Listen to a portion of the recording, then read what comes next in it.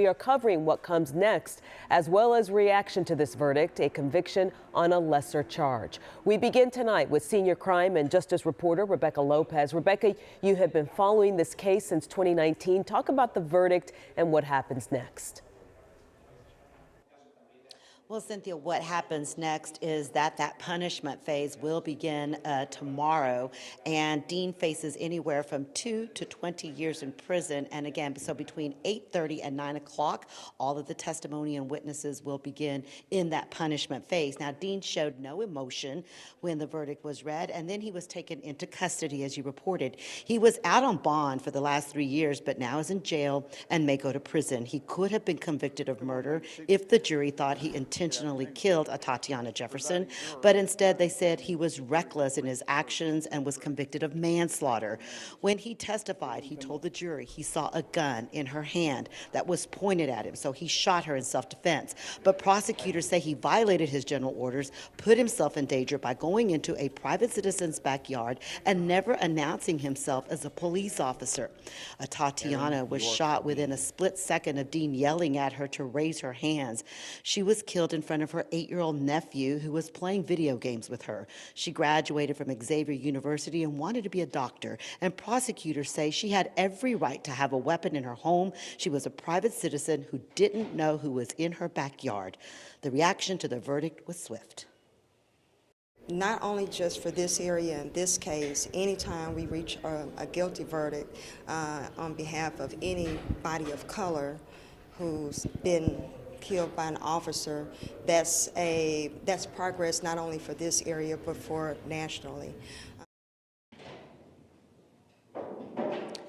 Now, Dean's family was escorted out of the courthouse, and as they were leaving, people were shouting at them. Also, Atatiana Jefferson's family left without commenting. The witnesses in this case, and they are potential witnesses, even in the punishment phase, are under a gag order, so they're not allowed to talk to the media, Cynthia. So, Rebecca, as we enter the punishment phase, there is a chance Aaron Dean could get probation if the jury recommends it.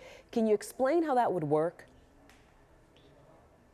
Well, Cynthia, in Texas, if you've never been convicted of a felony and the jury recommends a 10-year sentence or less, they could also ask for probation instead of any prison time. But if you are sentenced to 10 years and a day or anything more than 10 years, then you will have to do prison time, Cynthia. All right, our thanks to you, Rebecca Lopez, live in Fort Worth tonight. That punishment phase beginning tomorrow morning. And when the verdict was read shortly after 2:30 this afternoon, there was strong reaction from the community. William Joy has more on Atatiana Jefferson's family and what they're feeling about the lesser charge. William? Yes, Cynthia, you could really feel the emotions start to gather and rise. Even before people were let into the courtroom, they gathered right outside the doors and prayed emotionally and chanted. It felt like this sort of wave of anticipation almost gathering that crashed as soon as that verdict was read. Several people inside the courtroom, as soon as that guilty verdict were read, had to walk immediately outside. And from inside, you could hear the yelling, the screaming, the crying that was happening out in the hallways. Aaron Dean, though, was mostly expressionless, emotionless. You saw his face earlier, looking just straight ahead as this verdict was read. Jefferson's brother and sister were also at first expressionless before tearing up themselves and later leaving out a back entrance. Even the judge acknowledged before reading this verdict that people have been waiting a long time for this. It's important to remember that for 3 years, many people in this city and Jefferson's community have thought about her every day. There are multiple murals of her in this city, including one right off of I-35W just a couple blocks from her home. Her neighbor, James Smith, who called police, has a sign that reads "Justice for Atatiana" on his home. He's still under a gag order, but he was here today. He walked out teary-eyed as well.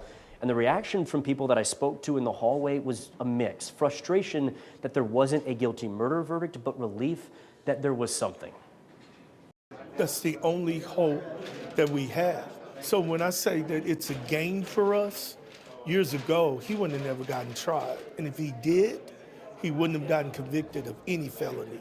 So it's a small step, but it's a gain for us. As Rebecca mentioned, Dean's family walked out at the very end after basically everybody had left the courtroom. His sister, his mother were crying as they walked down the hallway. There were several other relatives with them. Again, they didn't say a word as they walked down, turned the corner, got on the elevators, and left. And at this point, as I mentioned, a lot of people seem to be reserving judgment by and large as far as the reaction to this verdict, waiting for the sentencing phase, because even now, there's still such a range of outcomes. Live in Fort Worth, I'm William Joy. Thank you, William. And that punishment phase begins tomorrow morning. We will bring it to you live here on WFAA. You can watch that stream at WFAA.com, on WFAA's YouTube channel, and WFAA Plus if you have Roku.